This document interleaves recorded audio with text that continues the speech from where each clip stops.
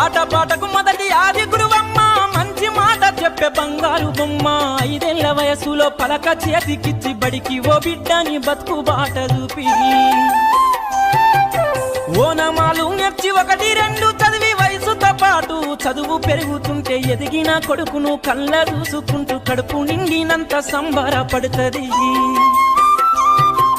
టీచరో గొప్ప డాక్టరో కలెక్టరో కావాలనుకుంటది. మనసున్న తల్లి మన అమ్మ కమ్మని కలలెన్నో మదిలోన కంటది. జన్మనిచ్చిన అమ్మ రాతి బొమ్మ కాదు, జగమంత జన్మంత కొలిచేటి దైవము అమ్మా. కమ్మనైన అమ్మ పాట వింటే ఎంత మధురమో,